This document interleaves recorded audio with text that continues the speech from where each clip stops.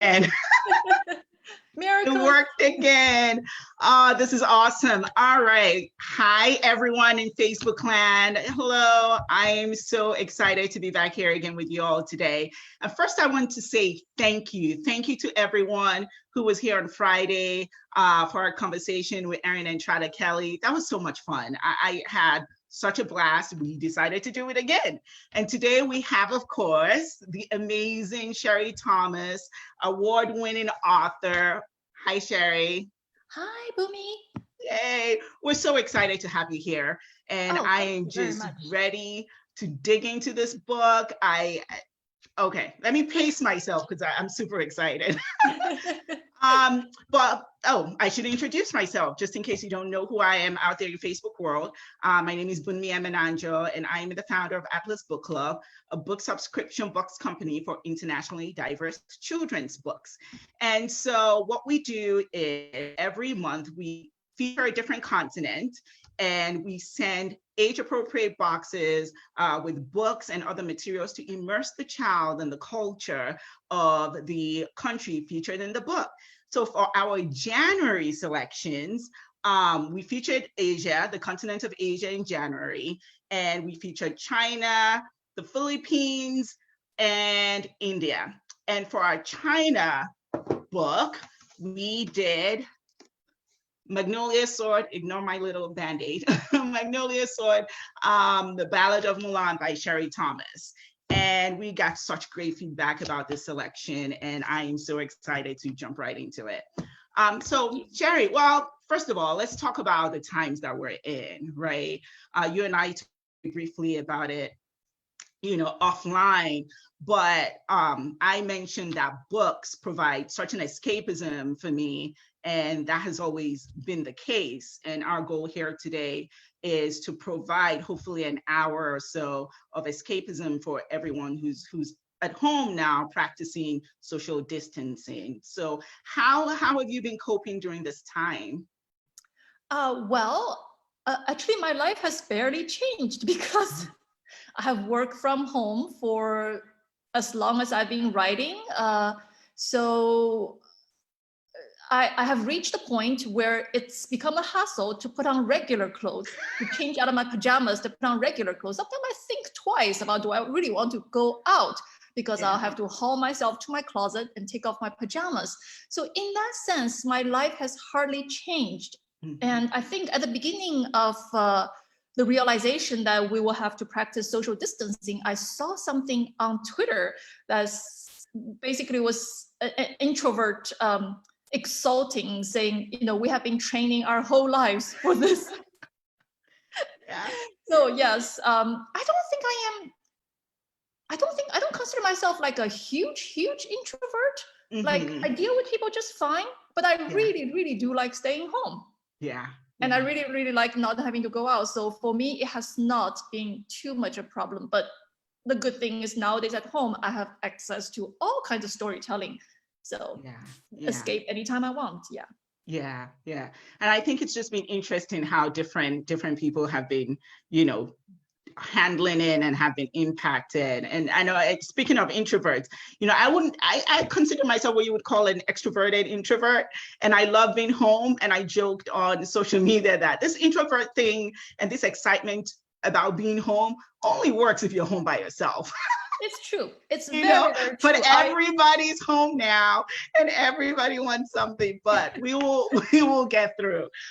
So let's talk about your background a little bit. And in just doing some research about you, I learned that you migrated from China when you were about 13 years old, and you were born in Candied. Correct me if I'm not saying that correctly. It's pronounced Qingdao. Qingdao, okay. Qingdao, yeah. And in the eastern province of that city in China. Can you tell us a little bit about your childhood? I would say it was, to me, it was idyllic, but I think it was probably because I wasn't paying attention to anything else. I was born in Qingdao, which is in the north of China. Okay. And part of what about my childhood I went into the book is that I was born and brought up in the north of China, but my family is from the south of China. And like many places in the world, there's a big north and south divide where it's culturally and historically like very different places. So we were sort of like outsiders in my hometown. Like not like outsiders that who have to worry about where they are, but it's just like culturally we were kind of outsiders. Like we were always eating rice. And when my friends, I was in 3rd grade when a friend of mine mentioned East, and I didn't know what East was, which astonished everybody because they all made yeasted breads at home. Right. Whereas we have never done it because we're from the South. Our staple is rice. So, it's some of that north-south divide made its way into the Magnolia Sword. And what else is kind of notable about my childhood? Mainly that if you were to ask my friends what was different about me, it's my grandparents. My grandparents were very different from their grandparents. How so? Because my grandparents were educated in English medium schools when they were young. Okay. So they came from Shanghai and they were educated in English medium I don't know whether they were educated in English medium high schools or college, but anyway, my grandfather also held a master's degree from the US. He was studying in the US in the 30s. And that was kind of rare, when I was growing up in China. So in that way, we were also outsiders simply because, my family wasn't from Qingdao, and my grandparents were an odd kettle of fish. Right. Compared to everybody else's grandparents. Yeah. Yeah. I read somewhere that your grandmother used to work on crossword puzzles. Yes, exactly. Yeah. Exactly. Yeah. She used to get up at 4:30 in the morning and her desk was in my room. So every time I woke up, open my eyes, she'll be there with a little light on and, that's what she'll be doing, which of course at that time seemed like, like runes, it was as bizarre, as strange as runes to me. Yeah. And that's interesting that you talk about the, North and South divide, because that plays a huge role in the book. Because one of the big things that we try to do at Atlas Book Club is showcase not just diversity that exists in the world, but the rich diversity that exists within cultures. Exactly, and I just love how you did that with this book. You just showcase, you gave us, I felt that you gave us just a little glimpse in the rich diversity that exists in China. And that was basically the context for this beautiful story. So that was very evident. Yeah, because China is such a huge place. I mean, it's probably as big as some 30, 40 other countries sometimes, if you can stack them into the territory that is considered the political in the political map of China these days. And traditionally, China was also at various points divided into small kingdoms and countries that warred against each other, that tried to, factions. And so there's always been a huge amount of regional diversity, which is kind of like, which I didn't experience too much of because I never traveled too much in China. But yes, I also did in a way because in my family, my grandparents spoke the Shanghai dialect, which is very different from the Qingdao dialect where I was growing up. And when I was like, before I could understand it, I used to think they were speaking a foreign language. That was how different it was. Yeah. No, that makes a lot of sense. And I've mentioned on here before that I was born here in the United States, but I grew up in Nigeria, right? And of course, and my husband is actually from a different tribe. So we actually speak, he's Nigerian, we speak two totally different languages. So I just love this opportunity to be able to discuss just the diversity that exists in different cultures and in different countries. So this is awesome. I'm super excited. Yeah, my husband is from India.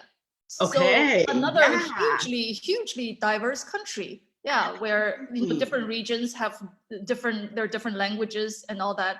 In China, at least that part got flattened out a little bit. In the time before Milan, they unified the writing and they unified the language, the writing of the language. So so we at least had a common script Whereas, you go to different parts of India, they actually do have different languages. Yeah. And that, I mean, what an experience for your children, right? Because they get to grow up in this rich, multicultural household. Which some of them did not appreciate until they were much older. Until they're older. I think that's always the case, right? Yeah. So you moved to the United States at what age? You were about 13 when you moved to the US? Can you tell us how that transition was for you? Because I know I, for example, moved here. I was about 16 years old, so I experienced like a transition process. Can you talk about that a little bit? Well, it was rough. It was rough. Yeah. It was rough. It was rough both in the sense that I was a precocious teenager who was like desperately in love with a boy in my middle school class. Yeah. Yeah. So that separation was wrenching, even though there was never anything really between us. Yeah. It was just wrenching for me. Yeah. And then coming here was just so different. I landed in Baton Rouge, Louisiana. And as you know, Louisiana is its own beast. Even from the rest of the United States, it has its own culture and its own background. And I felt it was so there was all these differences. Part of the differences, I don't know if you noticed this, but children in some, like in more urban, more populous places around the world are often much more independent from an early age, in the sense that there's public transportation and or the cities is like densely packed. So you are mobile and free to do a lot of things from a very early age. Yeah. Like, I could walk from my house in Qingdao with a friend to a beach, to the, I could ride the bus to the train station. I could go everywhere. But once I came here, suddenly I was 13, I didn't have a car. Yeah. And I became entirely dependent on my mother or anybody else who had a car to take me places. So there's actually a huge reduction in freedom, which was very difficult to get used to. And I came from an atheist society to a very religious part of the world. That was something else too. So yeah, if you want to talk about differences, just about everything was different. And I can appreciate that, especially the part about having that freedom. I think at 16, I was, of course, definitely mobile, getting on buses, and because I grew up in Lagos, Nigeria, so that was definitely a big adjustment for me as well when I moved here. So well, let's talk about some of your literary influences growing up. Well, first, when did you know that you wanted to become a writer? No, I didn't actually know I wanted to become a writer until I was much older than usual. I decided to become a writer like basically overnight when I was 23 from having read a book that I did not like. Not sure what happened. It just happened.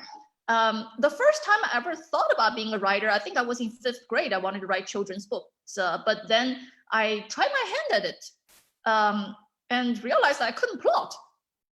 At least at that time I couldn't plot, so I quickly gave it up and went back to just reading. Yeah. So what kind of books did you read when you were growing up in China compared to the books that you read when you moved here, and how did that influence your writing? When I was in China, I basically read everything that anybody put in front of me, because when I was growing up in China, there wasn't a huge number of books to be had. We didn't have a very robust public library system, and my school probably had, like, my school might have some books, but they were not loaned out to the students. We would have reading classes where everybody was given a book and tell you to read for 60 minutes. Right. And then the books were taken away. And the next time you have a reading class, you get different books. So I used to remember like going around saying, who had my book from last time? And they were like, you actually still remember what they were talking about in that book? Yes, of course I do. You don't? Yeah. So it was anything. But when I was around 10, I discovered Chinese martial arts epics. And that was like the best thing.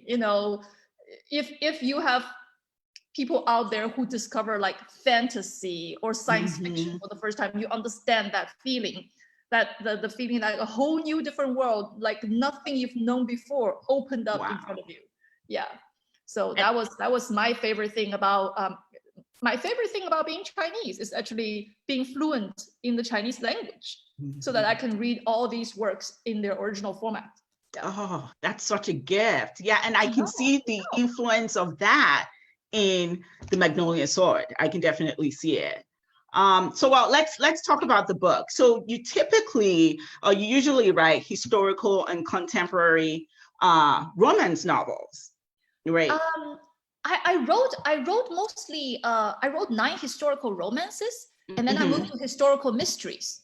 Oh, okay. So I've written like 4 historical mysteries in a gender bending Sherlock Holmes series. Oh, so right, because did you have one recently published last year or coming out soon? Yeah, they've been coming out one a year. Yeah. Yeah. Okay. So mostly I've been writing for adults. Yeah. So how did you make the decision to write the story, to venture into this genre of young adults genre? I have written, besides Magnolia Sword, I have written a set of young adult fantasy novels.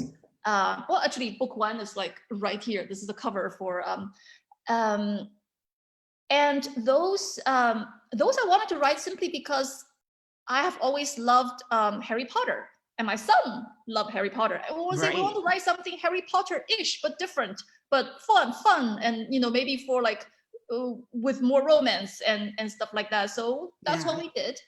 And for the Magnolia Sword, I was actually asked to do this book. Right. Like I did not suddenly wake up one day and said, I want to write a Mulan adaptation. I was asked. Yeah. And what made you decide to say yes? Like, this is a project that I really want to do. What made me decide to say yes? When the email first came to me, so this is a woman who eventually became my editor on the book, Cheryl Klein at Lee and Low Books, who was also the U.S. continuity editor for the Harry Potter books before she moved to Lee and Low Books. So she moved to Lee and Low, and she wanted to turn the company has traditionally published diverse books before diverse books were cool. Yeah. And they have always been like a school library facing outfit. Like they will find like, okay, go into a school library district and go, hey, you have say lots of Hmong immigrants and Hmong children. Would you like some books that reflect their heritage and culture? Something like that. But after Cheryl joined, she wanted to turn into more commercial facing. And so she cast about, and she realized there will be a live action Disney remake coming up, which should have premiered, but is still coming up thanks to the virus. Yeah. And then she realized there has never been a straight up retelling of the original Ballad of Mulan. So then she wanted to do that. And she cast around for somebody to write it. And she happened to be having lunch with my agent. And my agent said, I have the perfect person for you. And so when I first heard about it, I actually laughed really hard because I had never given Mulan 2 thoughts in my whole life. Right. Yeah. Like certain cultural stories exist and they get remade. They're just part of the social fabric. But, just like there are probably lots of people out there who have never given Cinderella or Beowulf any thoughts. I have never really thought about Mulan. But this request came and I was curious. So I went and read the actual Ballad of Mulan, which was super short. So I did it in like 2 minutes. And then I looked up various adaptations over the ages to see what they've done with the original Ballad of Mulan. And then I asked Cheryl, so you're sure you're not looking for a chapter book or a middle grade novel? She said, no, I want a young adult adaptation. And I basically look at this, original Mulan, which is like 140 characters or something like that. That's really short. And then I look at the Disney movie and I go, if you strip out the little dragon and you strip out the song and dance sequences, you don't have anything more than a novella. Yeah.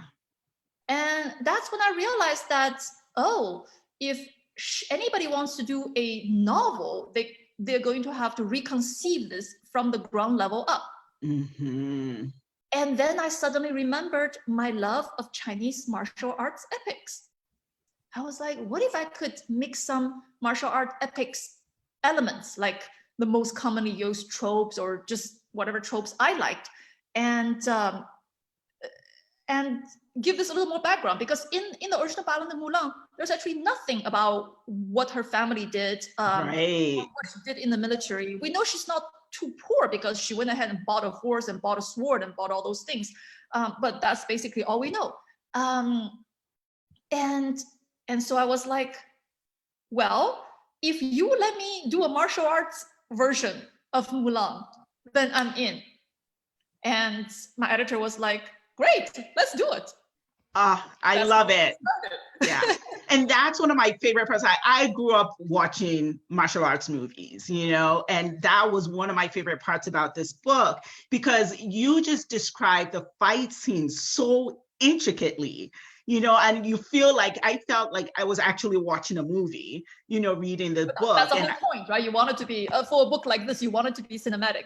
Yeah. Exactly. And and that was one of the questions I was going to ask you, is, well, what kind of research did you do for the martial arts scene, which now I know a little bit more based on your love for those types of books. But what kind of research did you do? Because you have managed to write about ancient China in a way that's so relatable and that's so that feels so modern and contemporary. So what kind of research did you do, and how did you approach writing this book to make ancient China feel like a modern day world? I've been asked this question before, like really, just not this question particularly, but yeah, about how do you approach world building. And I think the trick is also always you approach world building via your characters. Right. Because even though, say, for example, even though the two of us both live in contemporary America, mm-hmm.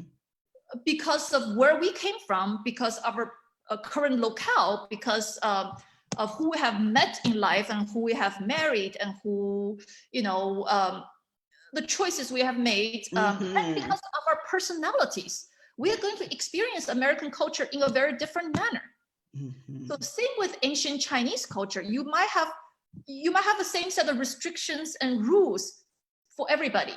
Yeah. But one person might just be happy or even, grateful to fold themselves into the given structure. Mm-hmm. And another person might just really want to break out of that structure. Mm-hmm. So you always construct the character first. Yeah. And then you basically try to let your readers see the culture via how it's impacting this person and the persons around this person and the other characters. Mm-hmm. Mm-hmm. So the more you can make your central characters come alive, actually it's much easier to make the world come alive. Because as real people, that they will be interacting with their surroundings, and they'll be thinking about what they have to deal with, what society expects of them, what can they do about those expectations, and do they want to meet those expectations, etc. Everything. Thank you for an insight into that. That's really fascinating. So let's jump into the characters, right? Let's talk about Milan. So you have this 19-year-old, and I just love the way you've written her. You've written her so strong, and you've written her as a warrior, and I absolutely love that. And I love the fact that even as she comes into this brotherhood, I love the way the men in this book and the men that she meets, they treat her like a warrior. Tell us a little bit more about that process in writing her, and also about some of the relationships she has with the different characters in the book. But we can talk about her first. How did you make the decision to write her in the way that you did? Remember you asked me what researches I did for this book? Yes, and I actually got lost talking about the characters. I never mentioned that. So I'll go back to that a little bit, and that would bring me back to the character question. Because in the beginning, I was like, I didn't know what they were going to do yet. Yeah. So I was like, well, let me give her a snack. She's just sitting there. Let me have her eat something, right? So the scene feels a little more alive, has a little texture. And then I realized, much to my dismay, I had no idea what people ate back then. Everything I could think of from my own childhood actually came from the Columbian exchange. And when I have gone through all kinds of beans, peanuts, potatoes, basically everything I can think about that would form snacks, I was like, what about watermelon seeds? And then I realized after doing some research that no, watermelon actually came from China, from Africa in the 10th century. So 500 years after the setting of my book. Wow, yeah. So I was in like a minor panic because I was like, I don't even know what they eat. How am I going to write about this? So a lot of my time was consumed with finding out, details about everything they're going to encounter. Mm-hmm. And only as the story took shape did I realize that why do my characters not feel real? Just floating. They don't feel like real people. They feel like characters. They're just floating on the page. Like you can tell that an author is making them do things. Like if you read stories a lot, you can tell when those people just feel real, that you immediately want to be in that world, as opposed to they're just like, that's so true. Yeah. Like puppets being pushed around by somebody else. And then so she was doing the right things. She was, she was strong, she was fighting, she was everything. And then I realized, oh, I forgot my own advice to myself, because I actually give classes on how to build your characters. And one of my number one trick is to enter the character via pain. I was like, I do not know what this girl's pain is. Oh, okay. Yeah. And I was like, that's right. When somebody has no pain, when they're just moving around, on the page, they don't feel real. At least to me, they don't feel real. So then I realized that was when I was like, okay, where does this girl hurt? She's been around for 19 years. Everybody who's been around for that long hurt somewhere. Right. This is life, right? Life does this to you. Heck, you've been around for 9 years, you hurt somewhere. Yeah, yeah. So then I realized, oh, she has a dead twin. Mm-hmm. She has a dead twin, and her father, whenever she goes out, make her dress as this twin. Mm-hmm. We learn the reasons at the end of the book. Yeah. But this thing about Asian parents being like sort of uncommunicative is not untrue. Mm-hmm. It may be a stereotype, but it's not untrue. So her father himself never told her why he makes Mulan do all these things. So she is just having to fill in herself. And the way she's filling herself is thinking that, oh, her father thinks she is a sort of inferior facsimile of the dead brother. So her goal then becomes to how to be good enough, how to be like impressive, how to be exceptional enough that her father will see her for herself. Mm-hmm. So that is her pain, the pain of feeling like she is something of an inferior substitute. Yeah. And so as we go through the story, her fierceness hasn't changed, but now the fierceness has a underlying kind of like an interior echo to it. Yeah. And as she goes on this journey with the Brotherhood to defeat the to save China, it then also becomes her journey to be enough for herself. Yes. And even before her father finally gave his approval, she became enough for herself. So I was like, so once I realized her interior pain, and her journey became, understandable. Yeah. And I love, thank you for just going through that and describing that, because I picked up on that on the book. I mean, I could tell that this was a journey, and it was, of course, a physical journey, but she was also going through some emotional growth, and she goes through this whole process of and you talked about the relationship with her father. Like, there's a little bit of fear, there's respect, and the need to please was very, very evident. And I think it was almost like no matter what she did or how hard she tried, he kept pushing her. But then it turns, and as I was preparing for this, I was thinking of ways, because the book deserves no spoilers because, so I was thinking of ways of how to have this discussion without giving away too much, but yes, she goes on this journey and she discovers that everything that her father did and how hard he pushed her was for a reason, and it was built for a her completely different purpose than what she thought it was. Yes. Yeah, absolutely. But then the flip side of that was it built her to be the warrior that she ended up being, and being capable of, fighting in this war and coming out at the other end. So I really appreciated that story arc. So now that we're talking about relationships, so let's talk about the relationship with the male character in the book, Yan Kai. Is that how you say it? Yeah, Kai. Okay. And well, before we talk about the relationship, let's talk about him. I love how you've written him. I just, there's a complexity to him that I really appreciated. Of course, he's the princeling and he's strong and he's a warrior, but then he also has this very tender, sensitive, vulnerable side. How did you make the decision to write that story arc that way? Well, sometimes you like, I like writing organically in this, or I should say that I cannot plan ahead for the life of me. So so I my only choice is to write organically, to write and see where the story goes. And characters like this sometimes can be a bit of a cipher at the beginning to other people as well as to the author herself. And so it was like I was ticking off the boxes. Yes, handsome. Yes, really good at martial arts. And yes, doesn't seem to say much at the beginning as befitting his station in life.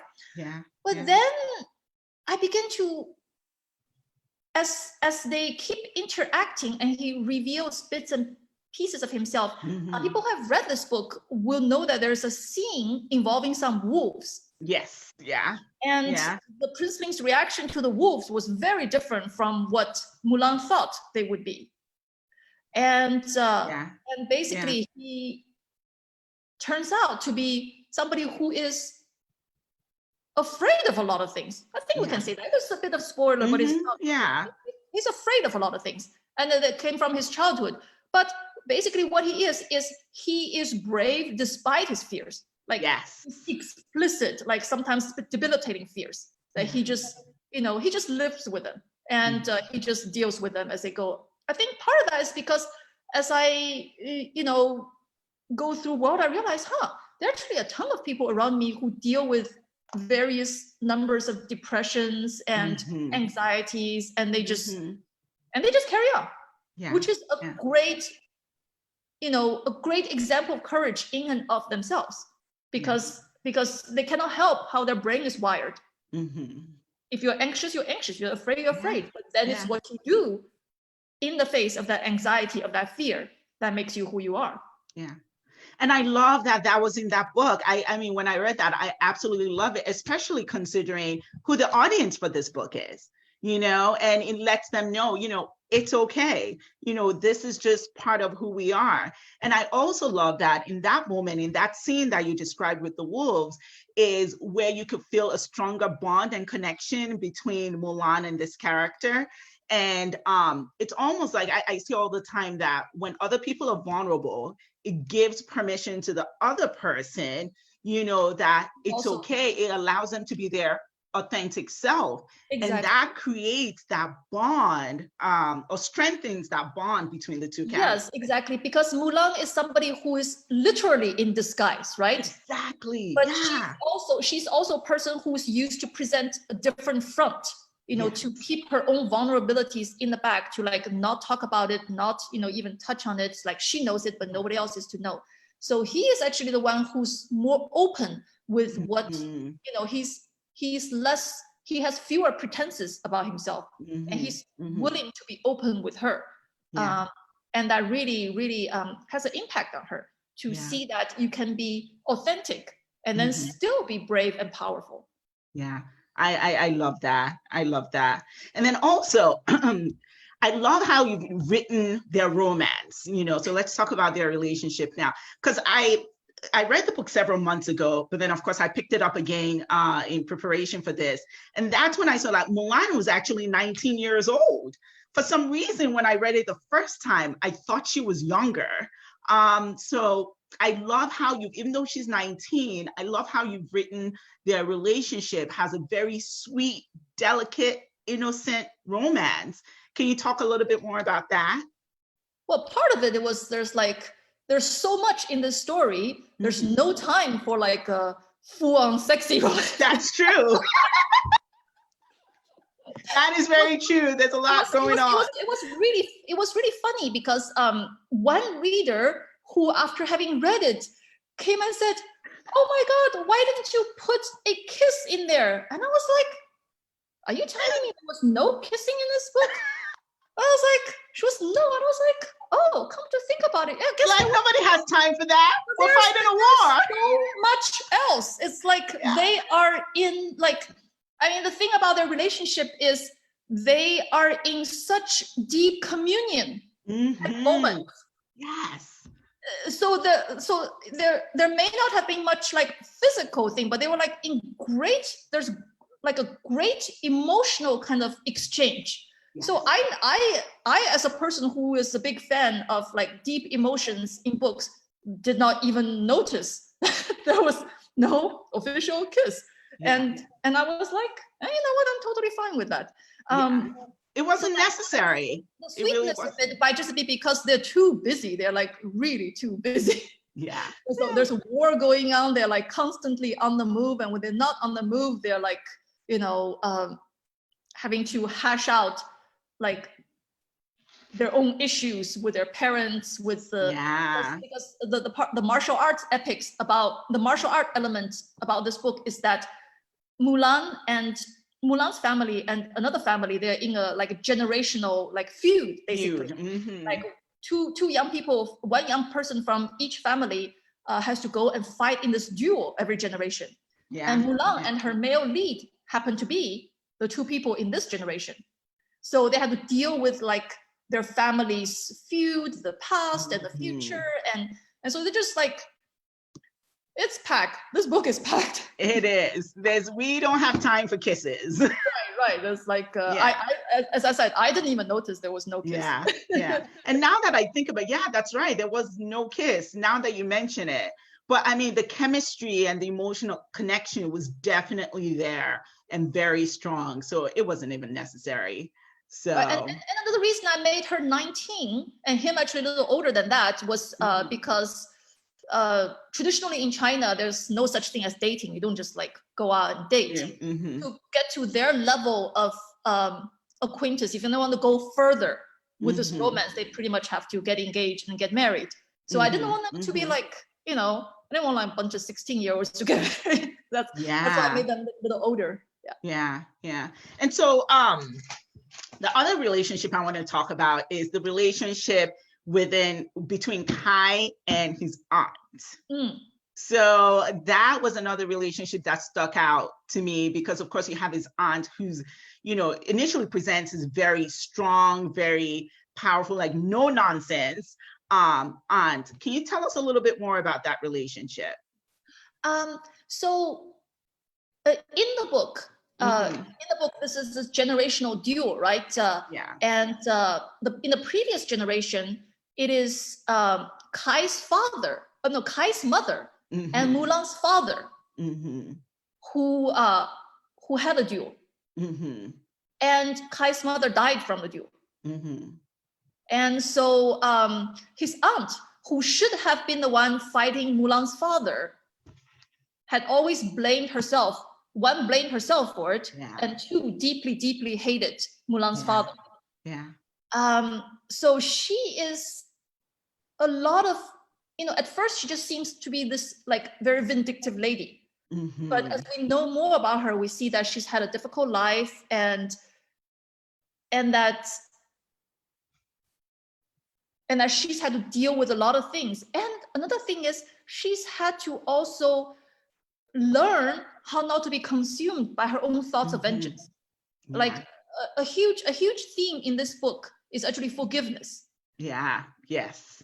Both the people of the older generation, say for example, Kai's aunt forgiving Mulan's father, and also the younger generation forgiving the older generation for all the baggages they have been, saddled with since birth. Yeah. Yeah. So I like books about forgiveness. I don't like books explicitly about forgiveness, but I like it when they get snuck in there. And I love the fact that they now, the younger generation, now make the decision going forward to do things in a different way. Yes. And I love that. Bad traditions. Yeah. Exactly. So let's see. I'm going to take some questions that we have here. And then I have more questions. I figure I'll give others an opportunity to ask their own questions. What do you think is most important about children exposed early to different cultures? As somebody, I hope, as someone who's early exposed to different cultures, I think the most important thing is to not just respect other cultures, but then to turn around, look at your own culture with a more critical eye. Oh, okay. Because our own culture is like what they say, is like the water around the fish. The fish is not even aware that they're swimming in water. We by growing up in a certain culture, a culture is a culture because it rests on certain common assumptions about who they themselves are and about who other people are, about what is right, what is wrong, what is honorable, what is not, and all those things. And then when you are exposed to a very different culture, you go like, hold on a second. Those people, like, a whole lot of what they think is right or wrong or not right or not wrong, and what's accepted, what's not, is completely different from what we think. You look at them, you go, well, have they died yet? Right. Have they all been struck down from above yet? And then you suddenly go, That's a good one. So then why do we believe the way we do? And what happens when we don't necessarily follow our strictures so closely? They say, is there cultural, political, historical reasons that maybe were valid at one point and is no longer for the way we're still doing the things that we do, for why we still think the way we think, and why we still have these beliefs about different groups of people. So that's what I think is the most important thing, is that you look at other people, look at how they do things, and not just that you broaden your horizon, but you come back and you think about yourself, about your culture, about where your assumptions are, and where your the biases and assumptions that you don't even necessarily realize you're making. That's the most important thing. That is so good. That is so good. Yeah, because again, I know for me as a parent, and I grew up in Nigeria, but as a parent now, there's definitely a lot of introspection and examining, okay, my culture, what, how do I want to raise my kids? Some of the things that I grew up with, do I want to do that? Do I want to, switch things a little bit? But definitely, I agree that it's important to examine your own culture as well. That's really good. Let's see. I have another question. Oh, this is from Erin Entrada Kelly. This is the author that we had on Friday, and she writes, what is one of the most interesting things you discovered in your research? What is one of the most interesting things I discovered in my research? I will tell you one fun one and one like more cultural one. The fun one was that, these are soldiers. Mulan and her companions are soldiers. And soldiers, they would take a take a drink once in a while. Mhm. So every time I do research back then, I would see what stuff they're drinking referred to as wine. And I was like, what the heck? Because, the Chinese are not hugely known for drinking wine. And I was like, why is everything called wine? Then I realized, this is actually before the discovery of distillation. Oh, okay. You could make hard liquors. You literally did not have hard liquors. People could get basically like your grain wine was kind of like beer. That was as concentrated as they could get. Mm-hmm. So that's one thing I discovered. The more fundamental thing I discovered as I was writing this book was that China was a much more diverse place than I thought, especially China in that era, because I grew up in a China that's much more culturally monolithic, having been, unified for so long, and especially under communist control, they also preferred that uniformity. But I did not realize that in the north of China, in the era of Milan, there were lots of minorities who were sharing that same space with the Han Chinese. We don't hear about these minorities anymore. Where did they go? They became Chinese. We all became Chinese. A new identity got forged. So basically, there's a term called Cynicization. It's a Chinese equivalent of Americanization. What Americanization is, we all know, it's the merging of many different identities into a sort of singular cultural identity, right? It's e pluribus unum. Is that the word? I'm not sure what I'm pronouncing it right. But the same thing happened in China. We had the mingling of many different peoples, and it enriched us. It made us different. We made each other different, and then we merged into one identity. In Mulan's time, Kai is actually from a minority called the Xianbei. And they were the power holders at the time. It was a Xianbei court. The emperor of China was Xianbei at the time. And so they used to be a nomadic minority. But what the Chinese people considered the greatest apogee in Chinese culture was started 300 years later. The Tang Dynasty is still considered the apogee of Chinese culture and influence and power. And the founder of that dynasty is himself half Xianbei, which we did not learn in school, because, so as I said, the people were melded, they became one, and we all became better for it. That's awesome. I just feel like I'm learning so much. And that was one of the reasons I love the research that I did in putting together this box, because we get what our subscribers do is they get the box, but they also get like a fun fact. Oh, now I'm doing that again. I actually am prepared today. So they get like a little fun facts card, and we do some research, and we put some information about, China and the different countries that we're featuring. And I learned so much about ancient China, and of course, it's one of the oldest civilizations in the history of mankind, and it was just so rich and so it was just a delight. In the short amount of time that I spent, researching for the box, I just learned so much. So thank you for putting all that in context and giving us even more background information. So I want to talk about one more relationship, and then we'll start to wrap up. So the relationship between Tuxi, is that how I'm saying? Am I saying that right? Tuxi, yeah. Tuxi and Kedan. Kedan, yeah. Okay, and those two, I just love their friendship. It's just like the sweetest, affectionate friendship. Tell us a little bit more about that relationship. You're aware. I mean, you call it friendship, but it's a little more than friendship, right? It is, yes. Okay. I am very aware. Because at one point during copy edit, the copy editor was suddenly like, wait a minute. Yeah. This is more than friendship. I didn't see it before. Yeah. I was like, why didn't you see that before? Then I was like, okay, it's my job to make people see. So I actually went back and, make sure that it's not quite so subtle as it was. So when you just said friendship, I was like, did you not see it? That's the thing. I was trying not to give away too much to, the people who haven't read the book. So I think we can say it, right?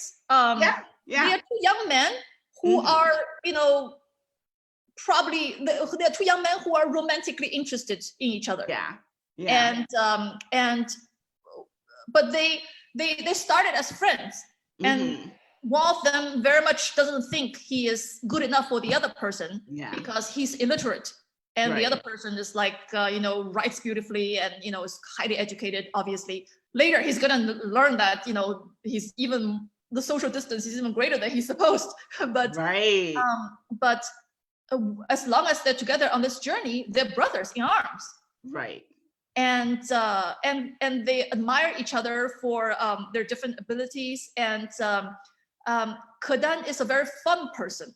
He's a sort of person, people are going to find themselves drawn to because he's so at ease with himself. He's so interested in others that you just want to be around somebody like that because it makes you feel easy and at peace. And Tuxi is a very lovely person, but who is brought up in very extremely strictly. So I think he's much more reserved. But Kedan draws him out, and then they form this very beautiful friendship that then proceeds a little bit further in the book. And I love how, they go on their own journey. So that's the highlight of this book for me, the different relationships that are there and how each relationship goes on its own journey and kind of unravels as the book goes along. And by the end, we discover, again, I won't give away too much, we discover different things about the different characters as they go. So, okay, I'm going to wrap up with something that we did with Erin. And that was a lot of fun with rapid fire questions. Okay. And then we'll wrap up. What's your favorite Chinese snack? I love snacks, so I have to ask that. Oh, there's so many good ones. Let's see. My I won't say favorite because I don't have favorites, but one of my favorites that once I start, I cannot stop eating is Candied sour plum. Oh, okay. It has this flavor profile. It's sweet, it's really sour, and it's got a bit of kick of spice to it. Yeah, like I said, once I start eating, I will not stop until I'm filled up to here. Nice. Let's see. What's your favorite Chinese tradition? Making dumplings for Chinese New Year. I love it. Yes. I make it myself nowadays, so I can carry it on that tradition. What's your favorite Chinese folk tale? My favorite Chinese folk tale, the one that comes to mind is the Westward Journey. Or the people who don't know it by its formal name might know it as the Adventure of the Monkey King. It's basically this very powerful monkey warrior who like guard this monk as he goes on his westward journey to India to get to the Buddhist sutras, which we bring back to China, and they encounter all kinds of beasts and spirits and whatever paranormal creatures you can think about. I love it. In fact, for the month of January, our youngest, not our youngest, the age group 7 to 9 got a book on the Monkey King, the myth of the Monkey King. Yes. It's called Kai and the Monkey King. It's a very rebellious, very very fun character, basically. Yeah. Okay, let's see. Next, rapid fire question. What's your favorite city that you visited? At the time, one of the cities I loved most was Hong Kong. When I visited, I just had such a strong emotional reaction to it. I love Hong Kong. I also love New York. Yeah, love it.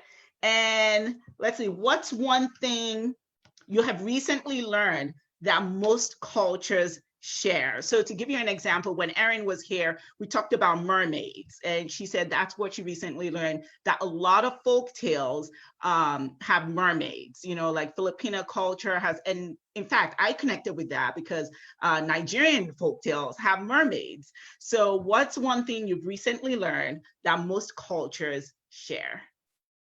That's such a broad question. I know. I have to say, it's like I don't know.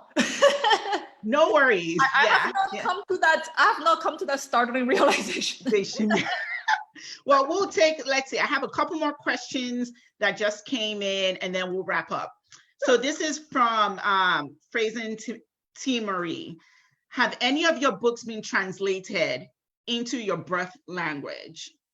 A lot of my books have, but they have not been a lot of my books have been translated into Chinese, but they have been translated into complex Chinese for the Hong Kong and Taiwan market. They have not been translated into simplified Chinese for the mainland China market. So still more goals left. Yeah, that's a good question. And do you have any books coming out? What are you working on now? I mostly write for the adult market. So but these books, I think strong YA readers can definitely read. I write a series of gender bending Lady Sherlock books. So basically they posit that Sherlock Holmes, what would happen if in Victorian England, Sherlock Holmes, the fictional Sherlock Holmes, his exploits were actually inspired by the adventures of a real woman named Sherlock Holmes. And that's those stories. They are historical mysteries. And I just finished writing the fifth one. The fifth one, okay. And so the first one, if anybody is interested to pick up during your self-isolation, is called A Study in Scarlet Women. Oh, A Study in Scarlet Women. Yes, because the first Sherlock Holmes book is called A Study in Scarlet. And we have lots of scarlet women in this, so it's called A Study in Scarlet Women. And what we'll do is we'll throw up a post after this interview is over with some of that information, and we'll include the link to your website. So if folks want to know more about you and the books that you've written in the past, they can go ahead and do that. So we are going to wrap up there. If you haven't yet, pick up The Magnolia Sword, A Ballad of Milan, and you can go to our website at www.atlasbookclub.com and get our box that has that book in it. And yes, it's a wonderful box. Yes. Thank you. You're doing such a great job with the box, by the way. Thank you so much. Thank you. This has been so much fun and definitely very informative. Thank you for providing context for us for this awesome story. I hope you all had a great time. You learned a lot about the book, of course, and a lot about Asian China and a lot about Chinese culture.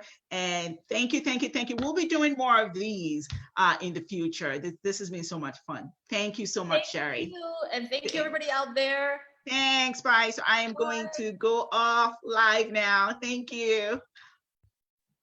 All right.